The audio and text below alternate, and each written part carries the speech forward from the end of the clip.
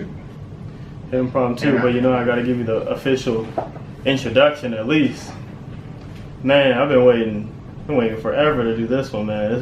It's been literally like a year.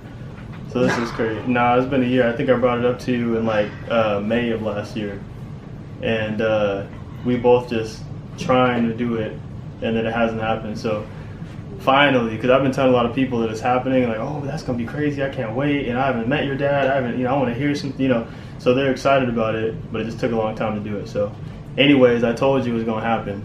Here we are. So excited to have you here, man. I'm excited to be here, son. You're a busy guy, though. You're busy. I'm a busy guy. You're a busy guy too. This dude, man, I'm proud of you for sure. Don't stop. I gotta tell him to slow down most of the time because you're always doing something. So, but I'm not mad at it. It's all good. God. You feeling old?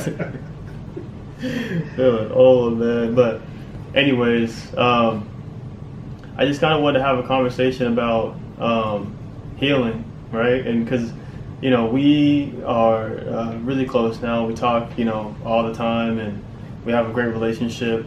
But anybody that knows me knows that I didn't grow up with you in the household, and so I think people might be curious on, okay, well, how are you so close now? How did you, what was that process like? And building that relationship, that friendship, the father and son, relationship, whatever it is, and so I think it might help a lot of people, whether it's a father and son, father and daughter, mother and son, brother and sister, whatever it is. I think it happens pretty often where, life happens, and you guys might not talk for a little while, and how do you fix that? So that's what we're doing today, man. I know I prefaced that a little bit, but we're gonna hop in. So really, what made me want to do this and gave me more like a bigger sense of urgency to do it now was I saw the movie Fatherhood. Have you seen that movie, Kevin Hart's movie?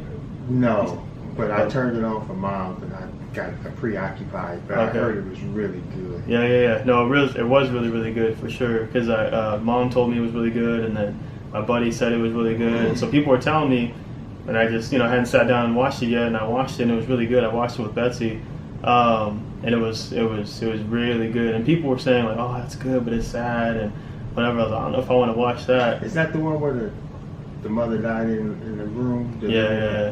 Yeah. So it's a sad one for sure, man. And it was sad for anybody, right? But I felt like when I was watching the movie, it almost, I related to my childhood growing up only having one parent. Obviously, this was the opposite, where the daughter just had her father, but it was like I kept thinking of situations where I was just with Mom and I didn't have you, and so it was tough to watch in certain parts just because it took me back to feeling like that little boy growing up being frustrated or confused or just missing you or whatever it was. And so again, a bigger reason why I was like, no, we have to have this conversation, because of how we are now, right? It's not all about the negative things or what happened. It's like, what's going on right now? Let's talk about today. So, but obviously before we do that, we got to go back a little bit. And so, okay, well then what did you have to build a relationship from? Like, what did you have to recover from, right? So, I mean, I'll let you tell it, whatever, you can go as deep or as little as you want. Just basically explaining, your story and what happened and why you weren't here for that time.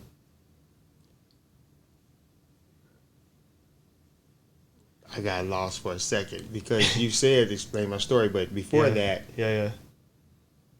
you wanted what happened that led up to that. We can do both. Why? We can do both. Yeah. We can do both. Cause I was answering that in my head. Let's do that. Let's go that way. Well, it's just love. Yeah. When you speak about the word love, is such an action word, and I believe that when you were born, it was so much love. Mm-hmm. It was just me and your mom. We just loved you and loved you and loved you, and I believe that when I left abruptly, it was enough love that I instilled in you, although you were only 10 months old, but I loved you so much, and we went everywhere together. So you don't remember that. Mm-hmm. Everywhere. Your mother went to work, and I stayed home, and I changed you, took you to the doctor, took you everywhere. You know, to see the trees, to do this, to do that. Within those 10 months, a lot happened. That's why you like Tupac to this day, because that's all we listened to was Tupac. Yeah. You know what I'm saying? So if you like Pac, it's because Pac played in my car all the time. Yeah. But it's the foundation of love. Mm-hmm. So it wasn't hard for me to, when I see you, to how much I love you. What was so impressive and so what's the word? It was so good for me was that how much you loved me and welcomed me back. And as I think about it and thought about it, I said, well, he been missing me just like I've been missing him. You know, so I have to sit and ponder on that, you know, because it's a connection. We were connected, and then we was disconnected. And that's what happens in so much. We're connected, and then we become disconnected. Mm-hmm. You know, so coming back, seeing each other, it was almost like automatic connection. Mm-hmm. I just was hoping that you forgave me. So when you start off this and you said this is a healing conversation, that was my only concern, my only fear, you know, or my top 3 fear was how you, when you accept me back, will you allow us to be connected again? Mm-hmm. Because we was disconnected. Mm-hmm. So forgiveness and healing, that's what I like about this interview. Yeah. Healing, forgiveness. When you told me, I think it was around the time when Kobe died. I think when Kobe Bryant died, and you came to me, you said, you know, Dad, you don't ever know when we may go. Mm-hmm. You know what I mean? It can just happen just like Kobe. Mm-hmm. But I want you to know that I forgive you, and we can start over. We can start where we at. And that was like the weight off my shoulders. I felt really good about that when you told me that. Because up until then, I wasn't too far from home. Yeah. And concerned about where we were at. Mm-hmm. How we were going to get back connected. You know, do you realize we are disconnected? Do you know what about, you know, because we're dealing with abandonment. I was gone for a long time. Mm-hmm. And although technically they would call it abandonment, that's what it was. It just was unintentional. Mm-hmm. I didn't mean to abandon you. Yeah. I didn't mean to abandon my wife. I didn't mean to do any of that. It was just, I just made some lousy decisions at a lousy time. Mm-hmm. And I was just being selfish. Mm-hmm. Selfish, and I wanted self-centered maybe, but definitely selfish. Mm-hmm. You know what I mean? I was thinking about, in my mind, I was like, you know what? I need to make some stuff happen. Mm-hmm. And once again, in my mind, I need to make some stuff happen. I need to do this, this, and this. Because when you were born, I got away from the streets. Mm-hmm. And I decided I was just going to work and do this and this and that. Because before you were born, I was in the street, hustling.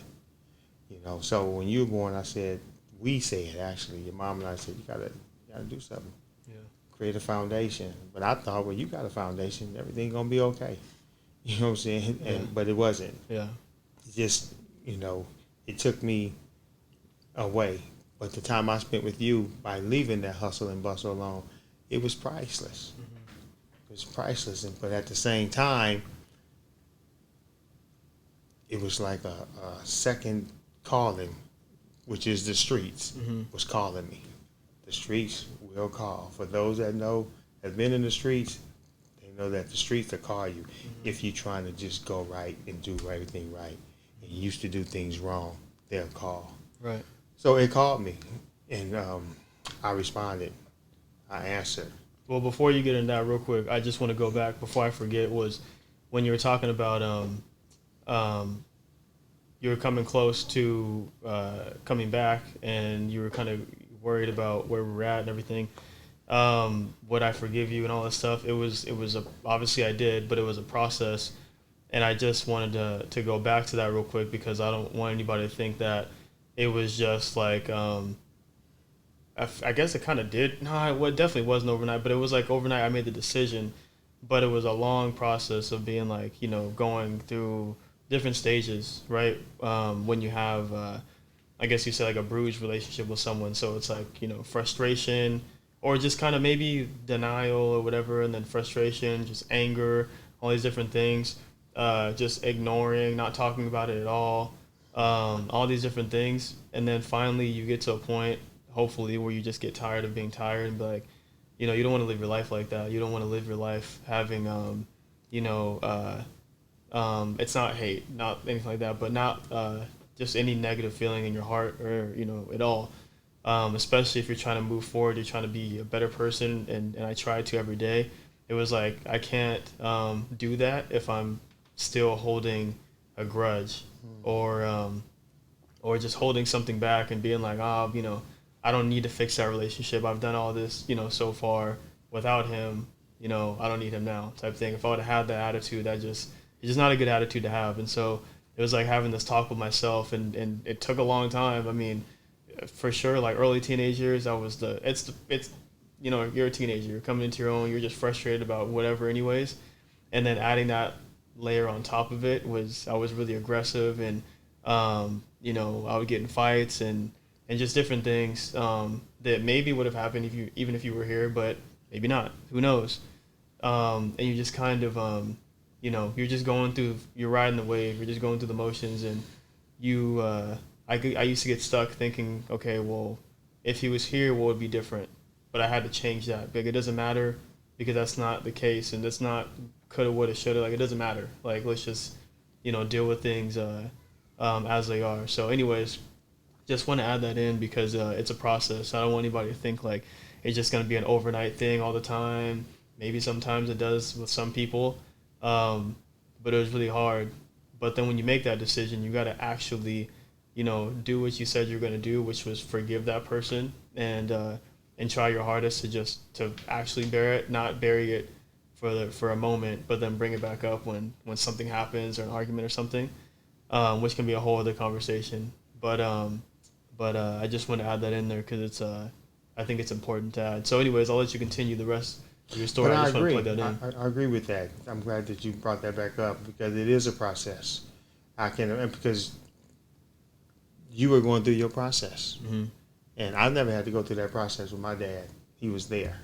So, and I had a process too of actually feeling really bad because I wasn't there. Mm-hmm. You know, my dad was a loving, supportive dad, but he wasn't an affectionate dad. Mm-hmm. And I always said, you know what, when I get older, I'm gonna be affectionate to my son.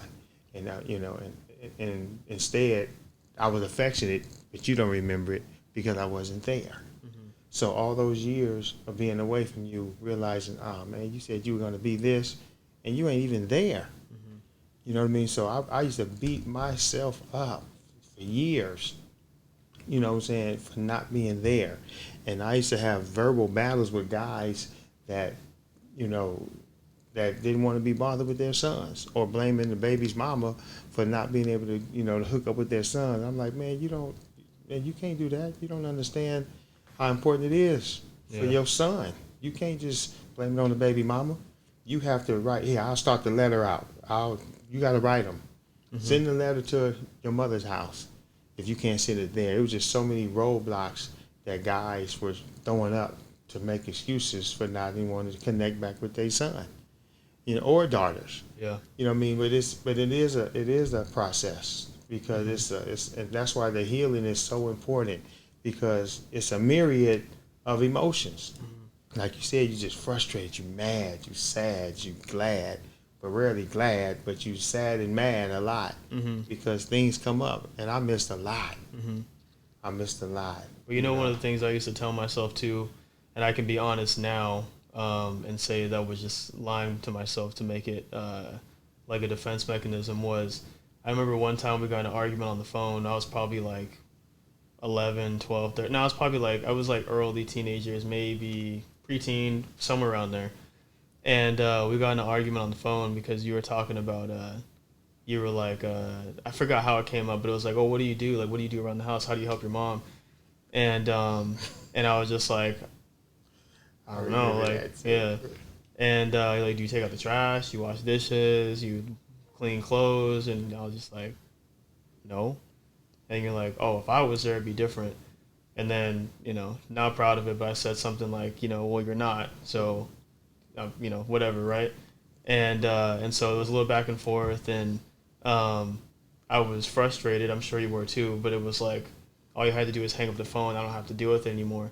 And I used to tell myself that sometimes I would be not glad that you weren't here, but almost like, well, I don't have to do any work, right? I don't have to do anything. Like, I don't have to, because he always talks about, if I was there, you'd be getting disciplined for this, and you do this, and you'd play this sport, and in different things, right? And in a way where it wasn't like you were trying to just control me, but it was like, we need structure, you need to help them. And, sometimes parents will put their kids in sports or something, or help them do a chore around the house. They don't want to do it, but then later on, they find out that I helped them because they weren't lazy, or they found out they love that sport, or whatever it is. So I get it now, but in the moment I was just like, I'm not trying to hear none of that. Like, I'm here chilling and whatever. So you ain't here. Yeah. So, but I can be honest and say that now, that was something that was just a lie to myself to be like, I'm good, it's fine, So, anyways, I keep cutting you out, but it's relevant though. Yeah. Because that's what we do. We say, I'm good, Mm-hmm. I'm cool, I'm straight. Mm-hmm. That's what we do. We say, I'm straight, I'm good, and we not. Mm-hmm. It's not good. You're not straight, and it ain't. It's just. It's a word for it. It ain't real. Right. You know what I mean? It's not real, and it's frustrating because that's what we do. We won't we won't cry. We say, I'm straight, I'm good, I'm solid. But the emotions is coming up. You're not good. Yeah.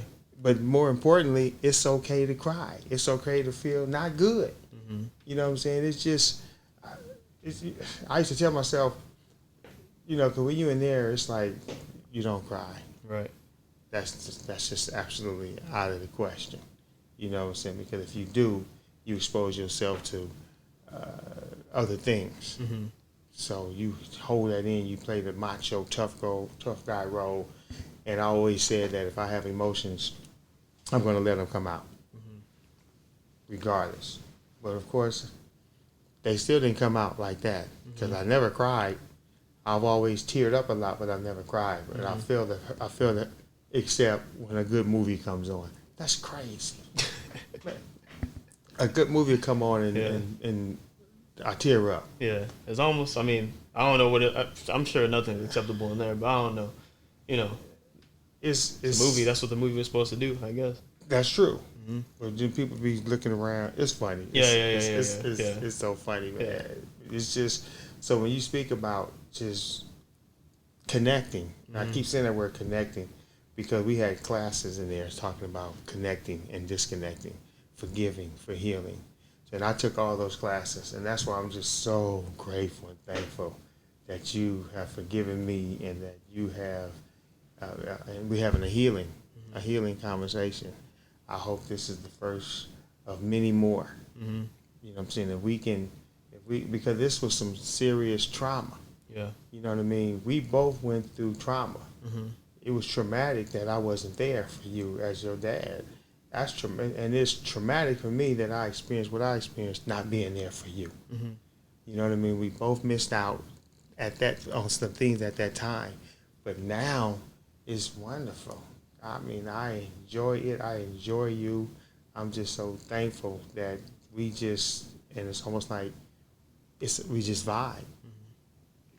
Mm-hmm. To me, I'd say we picked up where we left off at, but it's so much more. Every time I look at you, I just appreciate you. And I'm just thankful because you forgave me.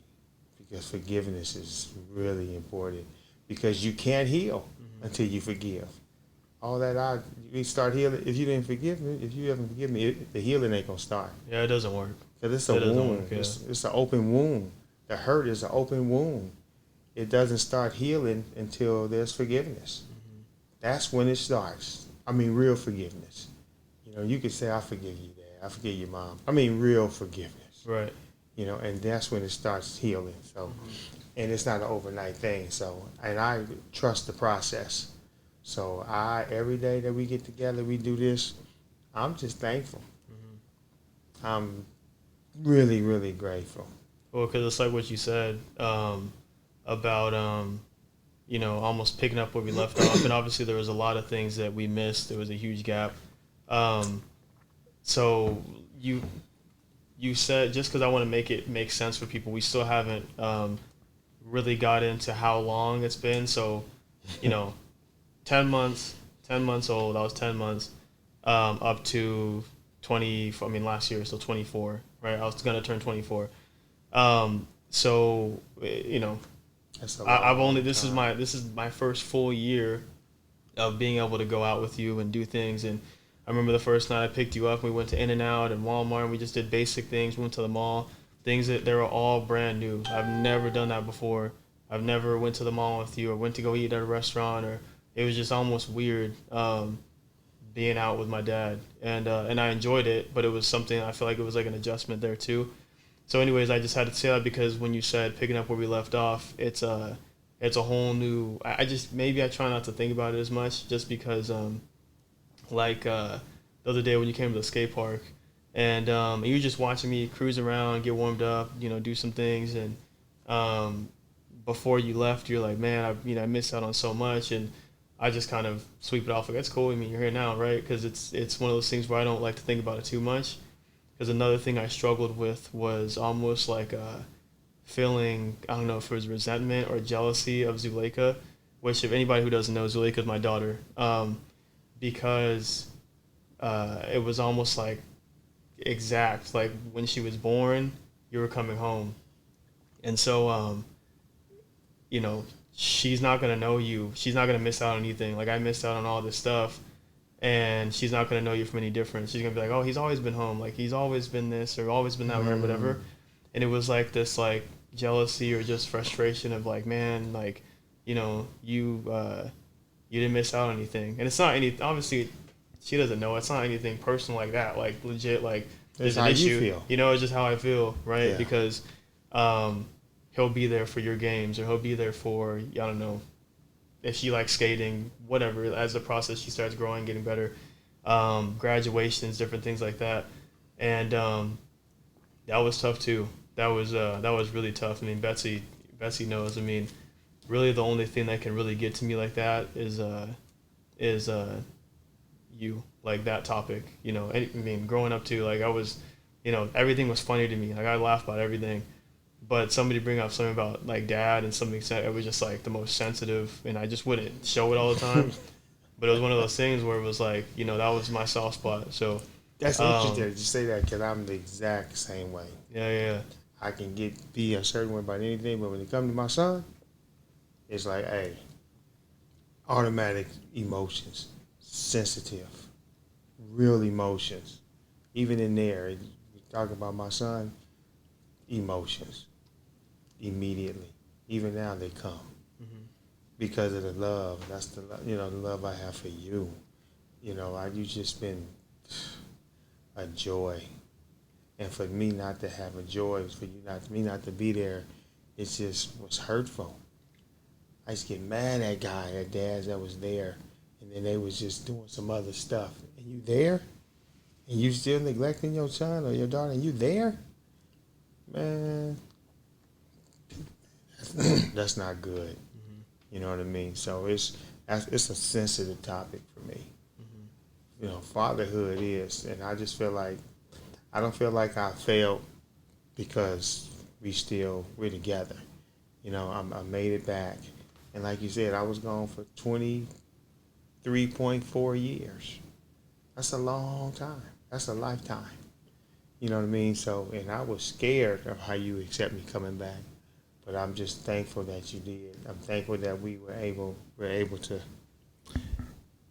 put some stuff together. And it is a lot of stuff. It's new. A lot of stuff is still new. You know what I mean? So I'm just, for all those children and those dads, I can speak from a dad, point of view. Man, get involved with your child. Get involved with them or her. It's don't give up. And the children, don't give up on your dad. He really he made probably a bad mistake. I made a bad one. When I rewound the tape, I made a real bad one. You know what I mean? And I regret it. Man, I regret it. And I beat myself up for it still today. beat myself up for it. Some of it I'm recovering from because I made it back. My mind is good.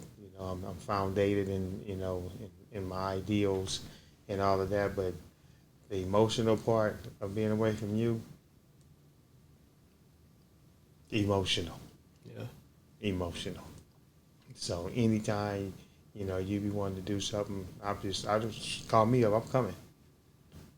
I enjoyed going to the skate park the other day, just watching you. I enjoyed that because my mind was just, I'm actually watching you. Back before that, I just was dreaming about it. I wonder what he's doing now. Okay, he's at the skate park at Ayala Park. That's the park I used to play softball at. So in my mind, I'm trying to picture it. But now I seen it. Got it on film. You know what I mean? It's like, oh, okay, this is what we're talking about. So it makes my heart smile every time I can be with you, every time we can talk, every time we can do anything together. It makes my heart smile. It's surreal, right? It's same way you said on your end, being able to actually watch me and imagine that. It's the same way on my end too, being able to have you there, right? Because I remember one time my buddy Ant had his dad came to the skate park one time. We just cruising. He just sitting there watching whatever, and I was just like, man, like it was obviously I didn't tell him because why? I'm not gonna make him feel bad. But it was like just having him there, being able to watch him skate around and meet his friends or chill with the boys, whatever. That was like again, it's one of those things like where it's like you get jealous, you get frustrated, you get all these different things, but you have to be able to really like honestly weed through all those emotions before you can actually start healing. And so I feel like I have, right, because obviously the way we're able to talk to each other now and everything. But it's the same way you felt, same way I felt too. Almost having to like imagine these things and make up these little things in your head, just to get through the day or whatever situation. Yeah, it's needed for sure. That's a tool that I use quite a bit. Another thing I wanted to ask you was, so as a man, did you feel like you felt extra pressure as far as having to like make things happen, right? As far as financially or I guess we'll just go that route, right? Because otherwise, why would you do it? So I just want to know, like, going deep into your mind, since we're talking about fatherhood, talking about, obviously we're both men here. I want to dig a little bit deeper about your, the state of mind you were in at that time. Do you feel like you had added pressure, just being the man of the house and being like, all right, well, I'm gonna make this happen, and whatever else? Well, before I actually did what I did, it definitely was it was pressure. And I told myself, but the pressure was on myself, and I didn't share it with your mom.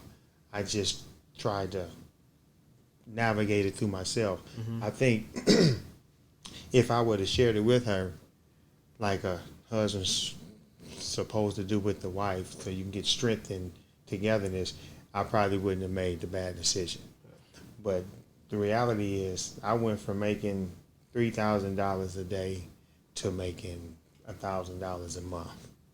So I was making $3,000 a day doing some illegal stuff, and then when you were born, I decided to stop all of that and went and got a job.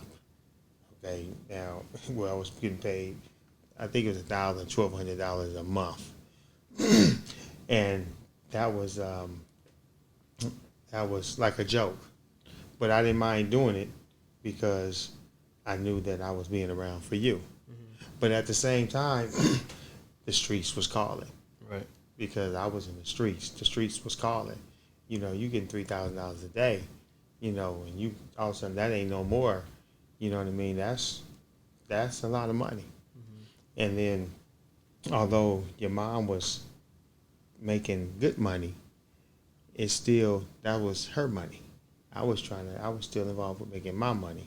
So when I stopped doing that, I started having, let's call it withdrawals. It was like withdrawals. I'm like, man, I need some more. I need some money. Yeah. But it wasn't a need. Right. You know what I mean? And I think your mom even felt it one day because she even told me, we don't have no need. We don't need no money. We don't need no money. I'm just letting you know. You know, maybe she's seen it in my face. I don't know. But she said, I don't need no money. And still, I didn't take it to her and say, well, you know, I'm having some issues about this. You know, I didn't. I just pushed through. But the streets was always calling. You know what I mean? So one day we had an exchange, your mom and I, and she said a few things, I said a few things, and that's all I needed to hear was her say something like, we don't have, like, the money like it used to be. I think I might have ran the phone bill up. And, you know, and she said, you can't run the phone bill up like that. We don't have it like that no more. And I'm like, well, we can have it like that. We can have it like that. We can get it. You know what I mean? And I got mad about something, and I went out and did something and got a bunch of money. You know what I mean? And that right there ignited that Almost back like in that me. fix. Yeah. It was like a fix. Yeah. You know, I had a withdrawal, and it was like a fix. And once I got that fixed, I did something again and again and again. And then she noticed, you back in the game? And I'm like, no. You know what I mean? I'm not, but I started hiding it from her. You know what I'm saying? Doing this. All this was just gaining money. So it was just, by the time she found out, it was too late. You know what I mean? It was too late. And she never knew what I was doing, because that part, that's the protecting you guys part. Mm-hmm. But she knew I was doing something. And like I said, once again, the streets be calling. So I wish I would have went to her and said, you know what, I'm having some struggles with this. You know what I mean? I'm watching my partners, you know, to make all this money, you know, and although I should just stay away from them, you know, I keep finding myself around them. And they like, man, you get some of this money. You know, you got a little child, you got a son now. You know he need this, and this. But at the same, I was like, nah, we cool, we straight, I'm straight, because I didn't want to be taken away from you. But eventually, I went ahead and made the loud decision of making the mistake that I made. And it wasn't worth it. And for 23 and a half years, I always rewind the tape. And I said that the reason why I did what I did was because of greed, because we didn't need the money. So it was just greed on my part, and not knowing how to handle the greed, you know, that came my way. And I know it was greed because I know me. I had to scrutinize me. So all while I was doing the time, it's ways that I was able to make money in there. You know, and that was back to, it was just one thing being a hustle, making a hustle here, hustle that, but I always wanted more, a lot more, top of the game more. Yeah. You know, even in there. You know what I'm saying? If I sold cologne oils, I wanted the best oils, and I wanted a whole bunch of it, because I didn't want to ask the family or people for nothing. So that was a hustle in me, and it's just in me, you know, but it depends on what I was hustling. I mean, today I'm hustling, selling T-shirts, you know, but then it was other things. So, you know, my thing is to catch myself so that greed don't catch up to me. Mm-hmm. And that's always in the back of my head. Don't be greedy. Don't be greedy. Don't be greedy. Well, that's why it's so important to be self-aware, because people fall in that trap all the time who are not self-aware enough to be like, all right, like, you know, a buddy of mine asked me for some advice the other day. He's like, you think I should go to this place, you know, because, you know, so-and-so might be there, and I don't know. You know, I was like, listen, man, if you feel like the fact that you're asking me that, you know you shouldn't be going. Mm-hmm. Especially if you think it might end in a fight, or it might be this, or it might be that, you can get locked up, all this, like, just why even go, right? You're asking because you know realistically what you should be doing or shouldn't be doing. And I think, again, it's self-awareness, right? Just being like, well, I know, you know, I shouldn't go there. I shouldn't be around this or this person because I tend to get a certain way or whatever it is. Like, you got to avoid that. So now, obviously, I see you doing that because you obviously know. And life is really the the only class that you can take in order to learn that about yourself. But that's interesting though what you said about because I didn't think about it like that in the beginning. I used to just be frustrated, like, how could he do that, knowing I was there. He knew he could be getting in trouble or whatever. But then I didn't think about that as another layer of people do those things sometimes because you're there, right? Not because they're trying to get in trouble, but because they're trying to they want something more or whatever. So I didn't think about it that way, of not only having the pressure from obviously your spouse knows the most about you, so they know how to say things that can hurt. And so, Betsy knows the most about me. Oh, yeah. And so they know it's not, sometimes, people play dirty in arguments and they go low. But the fact of the matter is you spend the most time with them, so they know the most about you. And so sometimes those things slip and, that could be a trigger. So that I understood as I got older. But then now another thing you just said was I didn't think about you being around the boys, around the homies, and then they're talking about oh, we're about to do this, we're about to do that, and you see them making money, and then they're talking about oh, you got a son, you should you need this and that, like that's like that's another layer I didn't really think about. And so again, all of this just trying to be empathetic with the whole story and understand the whole story, because I'm obviously not in that position, but if I was, that would be a lot of pressure. And so that's why I asked, if you felt any added pressure being the man specifically. But regardless, that would be a lot of pressure just because you have mouths to feed and you're used to, living that way or having that much come in. And so that's, that's heavy for sure. Oh, it's heavy. Yeah. I'm telling you, and it's like it doesn't even care. Some of the people don't care. Like, since I've been home, if I've been offered, one guy thought we was homeboys. Mm-hmm. I really thought we was solid. And then I found out that I had to terminate the friendship. I thought it was good. You know what I'm saying? And it wasn't good. When we met, we talked, we had a good time, we seen each other, we was happy to see each other. But somehow the conversation came up to, I said, man, I don't have no clothes, I need some clothes.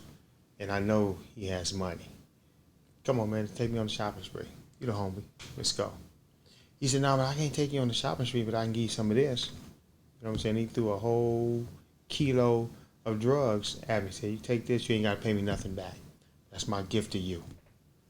You know what I mean? And the emotions that went through me, it went from 0 to 10 immediately with anger. I had to catch myself. And I said, man, so I never meant nothing to you. We never was friends. He said, man, what you talking about? I said, you giving me this? I can't do nothing with this. This is sending me back to the penitentiary. Oh, this is recently. Oh, this has been since I've been home. Oh, snap. This has been since I've been home. Yeah. You know what I mean? I was like, wow, man, I thought we was boys. Mm-hmm. I got to terminate this, this friendship. He said, terminate your friendship? I said, yeah, man, I can't be around you. You ain't my friend. If you give your man, if you give me this, and I'm on parole, I'm on all this stuff, that means we was never friends. We couldn't have been friends. You don't have no love for me. You know what I'm saying? So, I can't take that. I don't appreciate you giving me that. And this relationship is over, man. He said, oh, man, you tripping, man. You tripping. I said, man, not only this relationship is over with, you better get up out my face. Because I'm getting mad. Because it ain't going to turn out good.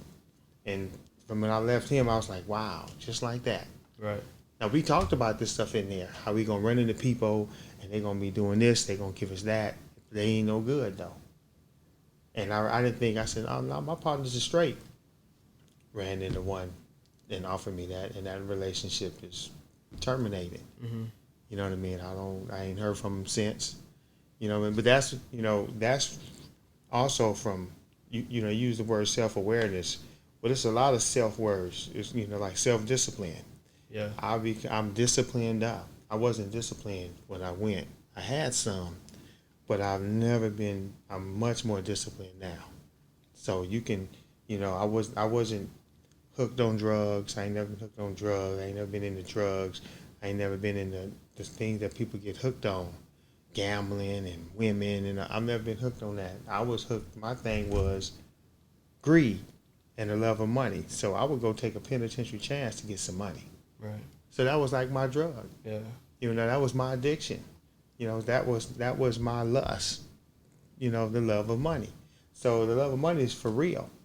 So now, once I became more disciplined, you know, you can put that in front of me. That don't move me, because I done had money. Mm-hmm. I done had money. I done counted a lot of money. So that ain't nothing. But now, you know, the quality, I wouldn't trade it for nothing. You know, just the thought of going to do something and not being around you no more. Oh man, ain't no way. I wouldn't take that chance. Never again. Yeah. Never. It doesn't. When I think about it, I just get mad. You know, because that wasn't the first time. It happened another time, but it wasn't that. It was just other things that people get caught up in out in the streets. The streets is real. It's not a joke. The streets are real. Yeah. You know, and some people call the streets, not to become religious about it, but they call it the devil. That's where the devil and Shaitan, all that's out there in the streets, and it calls you, because all they want to do is destroy you. Because that's what they usually do when you're in the streets. Somewhere you're gonna get caught up in something, and end up in the penitentiary or dead, and that's just how it goes sometimes. Yeah.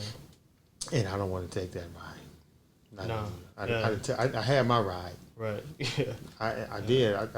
I did enough time for everybody in my whole family. Everybody. You know what I mean? So when I started my nonprofit, you know what I'm saying, it's you'll see that it's gonna cater. You see the everything that's gonna cater to us. But even though I'm catering to our formerly incarcerated brothers, you know, because when they get out, they don't have no resources. They don't have nobody to talk to that's been there and done that. They don't have anything. But, you know, they'll have me. Here we go, man. See, like I said, I always, I tell you I'm proud of you, and you say the same to me. But just to be able to see it in real time and see you work. And I tell you to calm down all the time, because every time I call, you're always doing something. Oh, I got to go to this city. I got to drive here. I go to San Diego and then Oakland. And I'm like, dude, relax. Like, I know you're tired. You keep telling me I'm just on fumes. I'm just like, man, you got to relax. But, you know, at the same time, you tell me, like, I've been sitting down enough. I've been relaxing enough. Not relaxing, but I've been, you know, so. Yeah, you sit in the place where you can just put your arms across like that. That's it. Yeah. You go from wall to wall, and you in there all those years. When it's time to, you ready to go. Yeah. You ready to go. Yeah. Sit down? Okay, I'll sit down later. Yeah. I want to see Mother Nature. Right. You know, and sitting. Yeah. But that's what I enjoy. Mm-hmm. But if even if I wasn't in there, I'm on the road type of guy. Right. Man, it's crazy. I couldn't even imagine. You know, I just couldn't imagine. Right. We were talking about something similar to that yesterday, where it was like, you know, just different countries and different things, and it's like, well, we can't imagine because that's not our life. We've never lived that before, and so there's obviously a similar situation where it's like I couldn't even imagine, you know, being away from Zuleika, right? And like you said, when you were saying, you know, your dad not being affectionate when you grew up, I'm gonna be super affectionate when I have my, you know, son or daughter. Obviously, you have me, and then the same thing for me now. It's like, you know, my dad wasn't there, you know, for a lot of things. He missed a bunch of things. I'm not gonna miss anything. I'm be there for everything, and so it's, you know, it's good that you want to get better each generation. Like, I'm gonna change this. I'm gonna get better with this, and you know, oh, I didn't have this, so I'm gonna give him this, right? And so that's my thing, where it's like there's no way that I would ever be, you know, away from her and miss anything. And now we get to all be together at the same time. Yeah. You know, because like I said before, it was like resentment. It was like just frustration, mad that she wouldn't, you know, miss anything. You know, she'll only maybe stories or whatever, or maybe one day she's like 10. She's like, he was where? Like, you know, she wouldn't even know. And so, but now it's a good thing. Maybe we don't even want her to. Maybe it's one of those things where it's like, just enjoy now.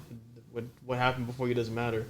And that was something I had to realize too, that, you know, my parents had lives before me, You know, I think sometimes we just think that our parents, however our parents, whatever, I guess, image they show us, that's just what we think. That's what it is. Like, oh, they've always been like that. Oh, they've always been.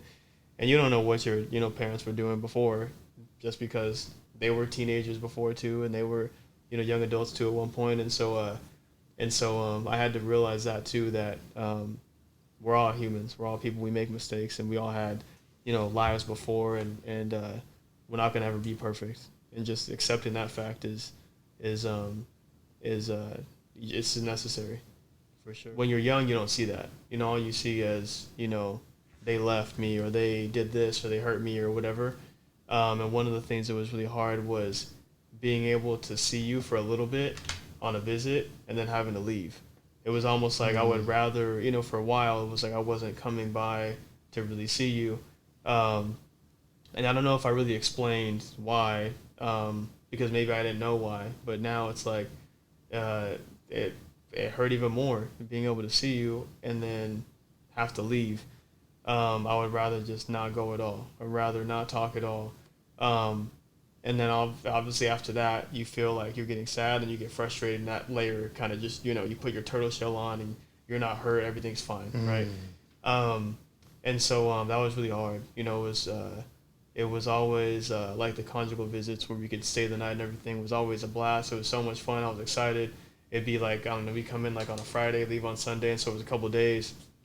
And we'd hang out and run around the trailer and wrestle and all this stuff. It was a blast, right?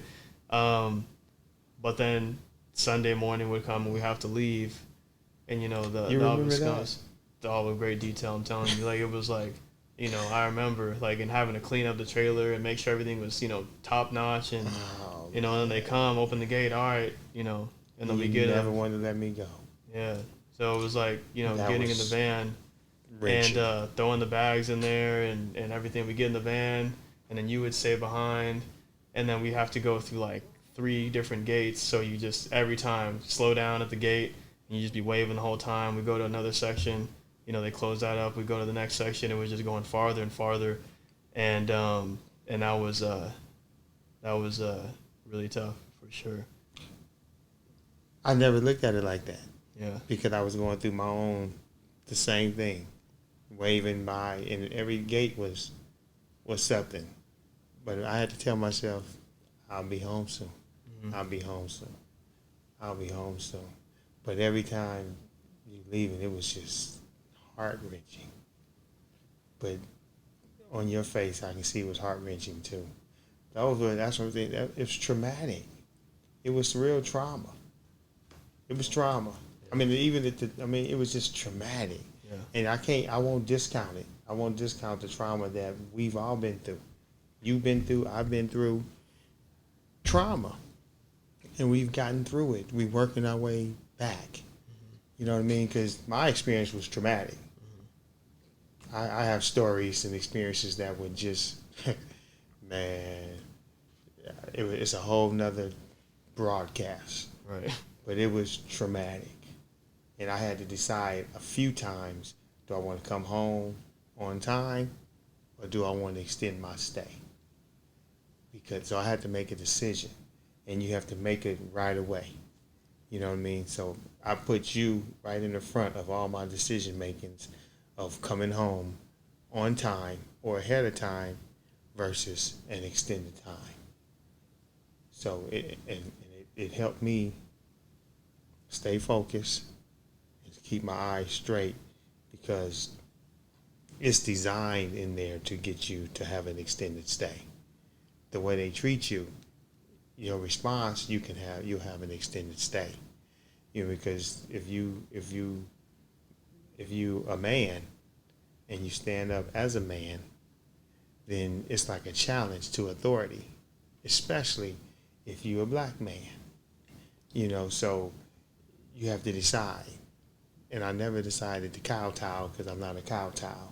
So I had to learn how to get in where I fit in, so to speak, and to become a voice for me and people that look like me.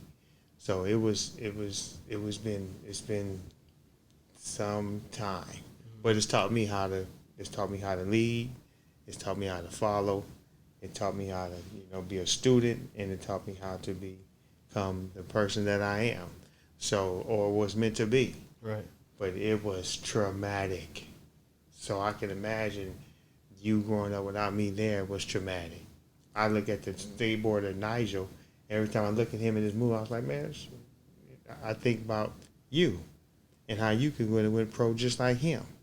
And then fast as I think about that, I say, damn, okay, I wasn't there. And I felt like I needed to be there. And I let you down because I felt like if I was there, you would have went pro, because I'm that added motivation, support, confidence, esteem, everything that you need to make you go to the next level. And you didn't have those things because your dad wasn't there. Your mom not gonna be able to give it to you like that. She's protect, and dads do other things. So I used to have all those emotions inside me, and I felt like I failed. I failed you at the time. Never a failure, but just I failed you. Mm-hmm. So it's when you running all those things in your head for years and over again, it becomes like you probably can explain your own emotions of stuff. Yeah, it's like I said, this whole thing is like a mirror on both sides. Like this, literally this table right here, we're both feel the same thing, but we're in different situations. So the same thing you just said, it's the same thing for me too. But again, I just try not to. I mean, maybe that's my issue too. Maybe that's holding me back a little bit. Even though I feel like I'm solid, we're good. Maybe I do need to think about that more. I don't know. I feel like it just kind of holds me back. Like when I remember you first brought that up, and you said if you were there, you would have went pro and we would have done this together, and I would be, pushing you. You could do this rail, you can do that, and because me, honestly, like I'm decent. I feel like I could have went. And you are. Appreciate skills. It. But then I just got to the point I just felt like I wanted to go a different route and went the business route, and I was having more fun when I wasn't, I don't know, I wasn't killing myself on anything because I'm not even into skating stairs and rails like that. But I just have more fun going the other way, and so then I'm like, I didn't even want to go pro anyways. I don't know, maybe what would have been different. So you kind of get into it. It's like, yeah, exactly. It's like, who knows? It doesn't matter. It's starting from now and going forward. And so, so I say that because, like I said, everything you said is the same thing, just on the other way. Where, you're just talking about going through different situations and really feeling it, right? Just like having me on your mind the whole time. It was the same way. I might be pushing it away more. You might be welcoming it more. Like, I want to think more about you because it's going to help me. I would get more frustrated when I thought about you. So I was like trying to push that away. Because, going through, promotions in school or graduation for high school and, even being at the hospital as Zuleika, being born and, like different things, right? Different, awards or contests I won growing up skating or whatever it was. And then having, seeing other people's parents there. That for sure hurt. But, you can't get that time back. All you can do is just add on to now. Yeah. And so I want to go into, before we finish, just talking about things now, right? Because our relationship is beautiful now. I like it. I think it's great. I think I'm really grateful for, the relationship we have now. And kind of the understanding. We're still, we know pretty much everything about each other, but still we're learning. I mean, we hang out and we'll have phone calls and we're just still putting things together and learning more about each other. And one thing for me that I realized was both of you guys are creative. Both you and Mom are creative, but just, our passion for clothing and design and, what some people might call perfectionist. It's just, I realized talking to you and seeing how you do things that, that's probably where I got it from. And so when I started making clothes, I didn't even have in mind that you guys had made clothes before. I didn't know. And people told me before, kind of didn't pay attention. I don't know. I just wasn't really thinking about it like that. But then later it started to make sense. And why I was into, clothes and dressing the way I wanted to. And I started getting into suits.